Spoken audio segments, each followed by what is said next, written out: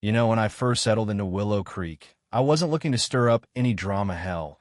I'd spent 25 years in the Navy, wrangling ship engines and navigating storms, both the kind that churn the sea and the kind that come from people with too much ego and not enough sense.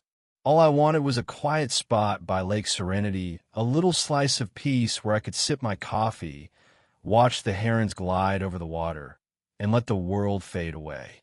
My little cabin sat right on the edge of the lake, nothing fancy. Just a sturdy dock I'd built myself, a weathered bench at the end where I'd sit most mornings, my old fiberglass canoe tied up, bobbing like it was as content as I was.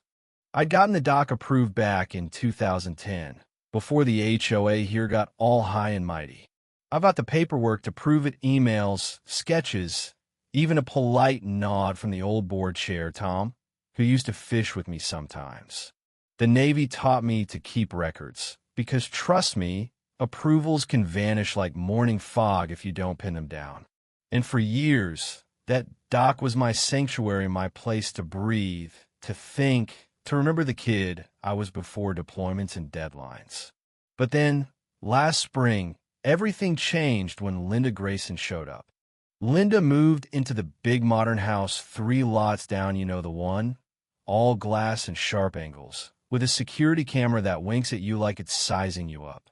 She wasn't here a month before she was running the HOA, elected president faster than you can say power trip.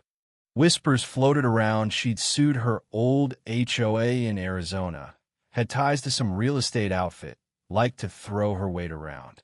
I didn't care much. I just wanted to be left alone. But Linda? She had other plans. It started with a letter, all polite and official, tucked into my mailbox with the HOA logo gleaming like it was mocking me. Your dock may not comply with current aesthetic standards. Please schedule an inspection. Aesthetic standards? My dock was solid, built to last, approved years ago. I dug out my files, triple-checked the permits, the measurements, the county stamps, everything was in order. I called the HOA, left voicemails, sent emails. Crickets. A week later, another letter showed up, this one sharper.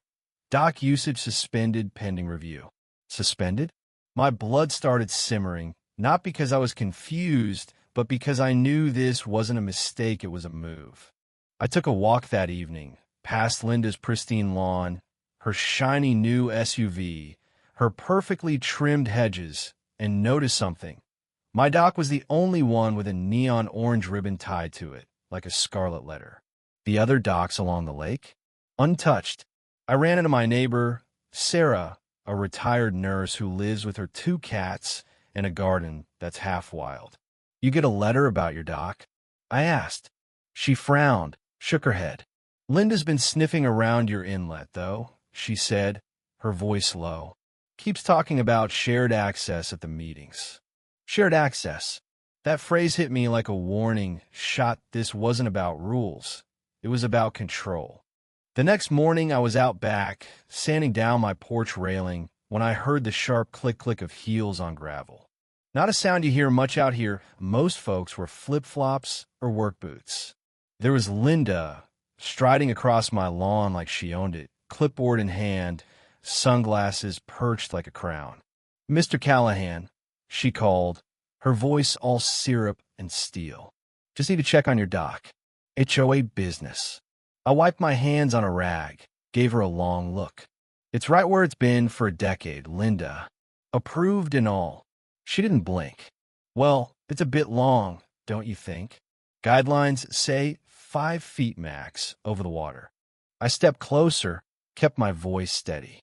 "Those guidelines came after my dock was built. It's grandfathered. I bet the docs want a copy." She smirked, barely glanced at me, and started snapping photos with her phone. "For the records," she said, then stepped onto my dock without asking, her heels clacking like gunfire. My jaw tightened. "You know this is private property, right?" I said. She turned, sunglasses low on her nose. "The lake's HOA jurisdiction, Mr. Callahan. Common property." I crossed my arms. "Not according to my deed. The water line's mine, and the county code backs it up, section 14C, riparian rights. Look it up. Her smile faltered just for a second, but she recovered fast.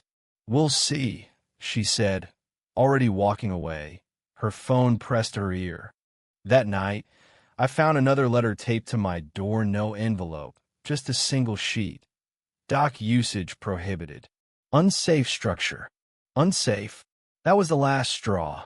I called my old Navy buddy, Mike, who now does coastal engineering. Mark the boundaries, he told me. Get a camera, document everything, and don't let her set foot on your land again. So I did. I staked out my property line, right where the grass meets the lake, and set up a small motion camera. I wasn't playing games anymore.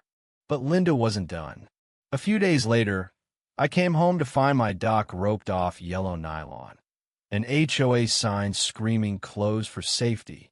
No inspection, no notice, just her signature on a laminated tag. And then I saw it.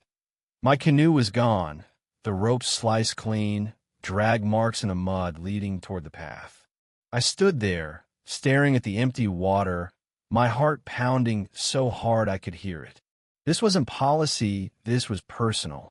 I didn't yell or storm her house. Instead, I got to work. I pulled out my old Navy files, charts, designs, notes from a project in Panama where we built underwater barriers to protect shorelines. Legal, subtle, effective. I sketched a plan, a crescent of river rock, just beyond my dock, set within my legal water boundary. It wouldn't sink a boat, but it'd stop one cold if it came in too fast. I called in a favor from a quarry guy, loaded my truck with stone, and hired 2 local kids to help me place it. By dusk, the barrier was done invisible unless you knew where to look, marked with buoys for legality, and documented to the hilt with GPS and photos. I sent it all to Mike, who laughed over the phone. You built a damn aquatic tripwire, Jack. She's not going to know what hit her. The neighborhood was quiet for a few days, but the tension was thick. Linda replaced her sign with a nastier one, threatening fines.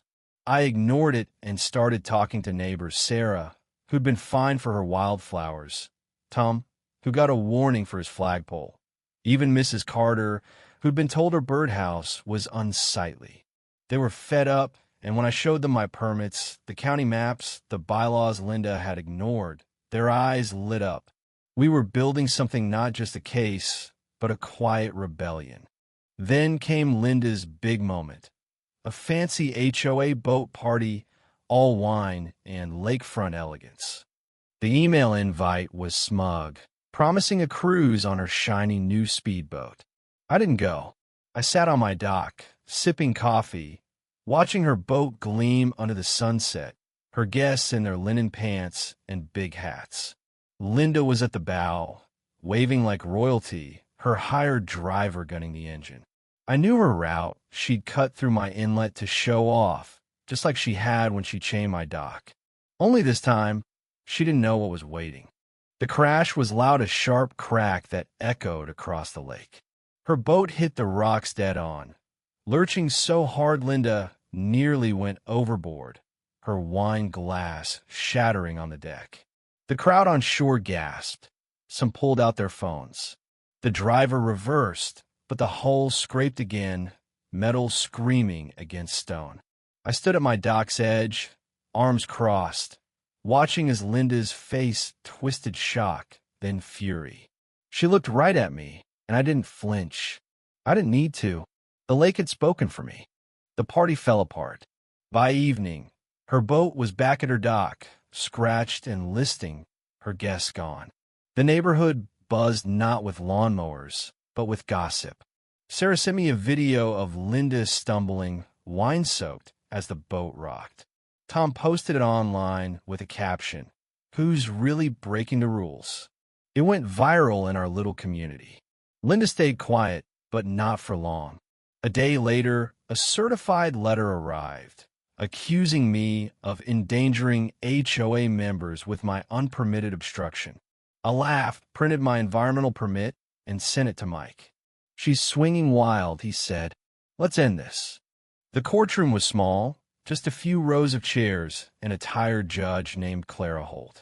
Linda sat across from us, her lawyer rattling off claims of reckless endangerment and defamation, holding up a photo of her dented boat like it was evidence of a crime. Mike was calm, surgical. He slid over my permits, my photos, the bylaws Linda had broken. Then he called Sarah, who'd been on the HOA board. She read Linda's emails aloud. He's wasting that spot spin it like he's the aggressor. The room went cold. Linda's lawyer stammered, but Judge Holt wasn't having it. This, she said, tapping my permit, is legal. That, pointing at Linda's photo, is your client's mistake.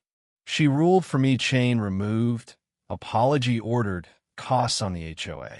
Linda walked out, deflated, her fight gone. The neighborhood changed after that. Linda's name vanished from the HOA website. A new board was elected, led by Sarah, who promised transparency. My canoe reappeared, quietly returned under a tarp. Neighbors started dropping by my dock, kids sketching, couples taking photos, Sarah's book club sipping tea under the stars. Someone nailed a sign to the post, Callahan's Quiet Cove. I didn't ask who. I didn't need to. It wasn't about me. It was about what we'd won back. The right to live without someone's clipboard hanging over us. A month later, Linda's house went up for sale. I got a letter, handwritten, no return address. Jack, I thought control would make me strong. I was wrong. Forgive me. I tucked it away, not out of anger, but because some lessons you don't forget. The lake's calm now, reflecting the sky like it's breathing easy. I sit on my bench, most mornings, coffee in hand, watching the herons. But I wonder, was I too hard on her? Did I need to go that far? Maybe. Maybe not. What do you think? Ever had to draw a line to protect? What's yours? Drop a comment. Tell me your story. I'm all ears.